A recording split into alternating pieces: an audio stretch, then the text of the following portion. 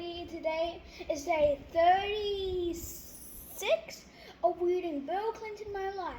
My name is Tian, and this is my older brother Chung, if you guys haven't read with us so far. And that's all that we need to get covered, so rock, paper, scissors, so who reads first? Open the book first, we've got to find the page.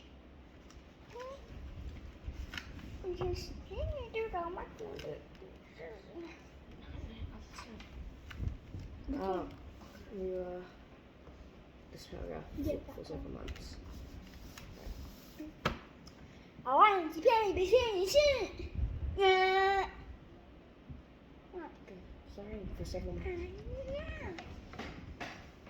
We'll put it in the middle as well. Just put the book in the middle. I'm serious. I can't see if it's facing you.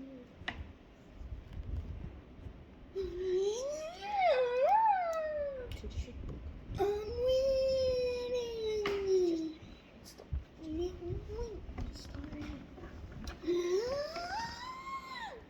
For several months that year, I dated Susan Smithers, a girl from Benton, Arkansas, 30 miles east of Hot Springs, on the highway to Little Rock.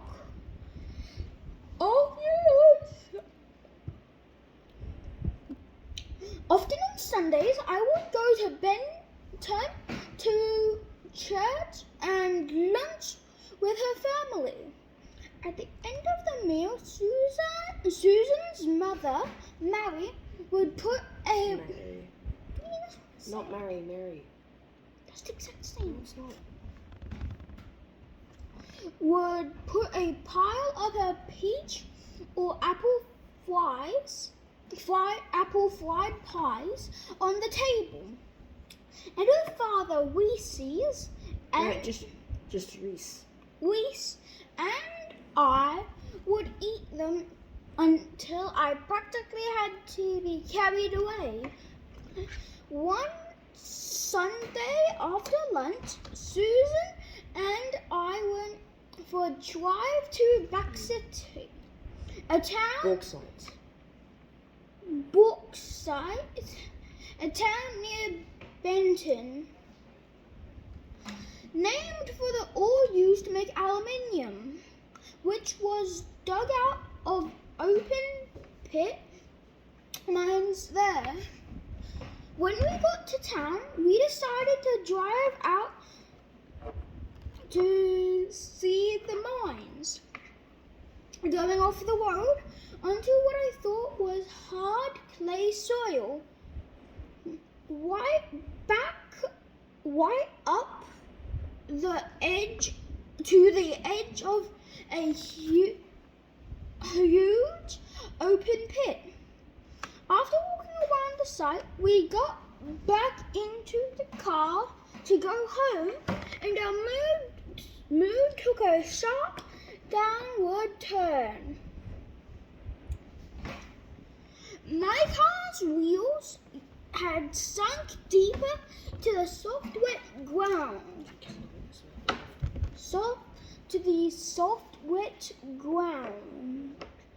The wheels turned over and over, but we didn't move an inch. I found some old boards, dug down behind the wheels and put them in the space for traction. Still no luck. After 2 hours, I had burnt all the tread off the tires. It was getting dark, and we were still stuck. Finally, I gave up, walked to town, asked for help, and called Susan's parents. Eventually, help came, and we were towed out of the huge ruts. My tires as smooth as a baby's behind.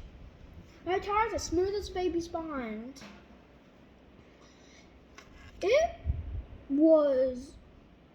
It was a great Yeah, I know. it was way past dark when I got Susan's home. Susan home, not Susan's. When I got Susan home, I think her folks believed our story, but her dad sneaked a look at my tires just to be sure. In that more innocent time, I was mortified.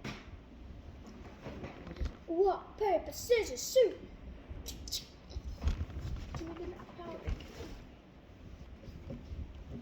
Come on. I seen it. Hold it.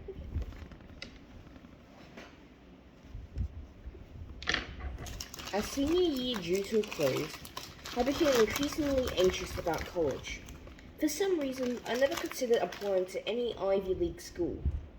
I just knew where I wanted to go, and I applied only there, the Georgetown University School of Foreign Service. I didn't want to go into the Foreign Service, and I had never seen the Georgetown campus when I was at the Boys Nation. But I wanted to go back to Georgetown. But I wanted to go back to Washington. Georgetown had the best academic reputation in the city. The intellectual rigor of the Jesuits was legendary and fascinating to me. And I felt that I needed to know all I could about international affairs, and that somehow I would absorb all I could learn about domestic issues, just by being in Washington in the mid-60s.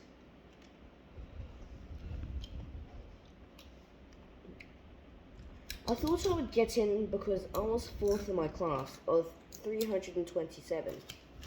My College Board scores were pretty good, and Georgetown tried to have at least one student from every state, an early affirmative action program. Still, I was worried. Rock, paper, scissors, shoot. Yeah. I decided.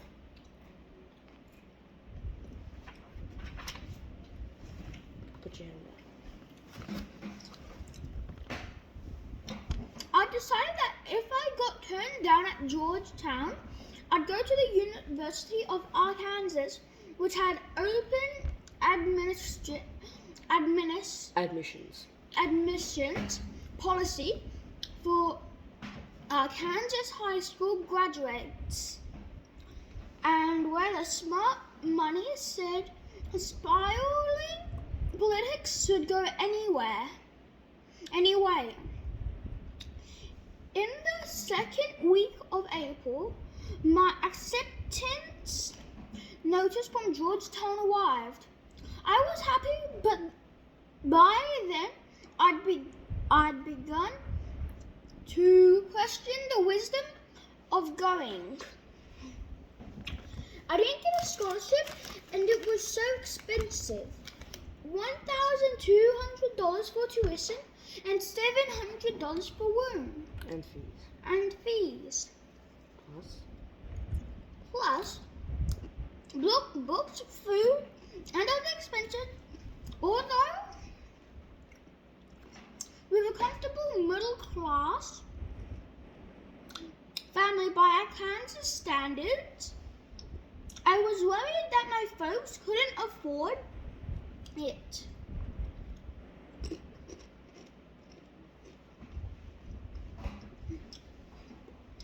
And I was worried that being so far away and leaving Mother and Roger alone with Daddy, although age was slowing him down. My guidance counselor, Edith Irons,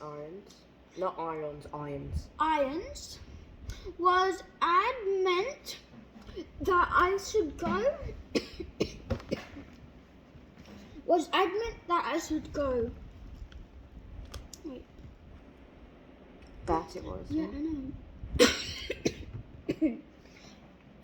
So you didn't lie talk. That it was an investment in my future that my parents should make make. Mother and Daddy agreed. Also, Mother was convinced that once I got there and proved myself, I'd get some financial help. So I decided to give it a shot. What? That's maybe also today. It's been 10 minutes. Yeah, it's been 10 minutes. Come on. We always stop at 10 minutes. Come on. Rock, paper, scissors, shoot. Rock, paper, scissors, shoot. Rock, paper, scissors, shoot. Yeah. Yeah, that's gonna be all. That's gonna be all for today. I'm We'll gonna. see you tomorrow. Bye.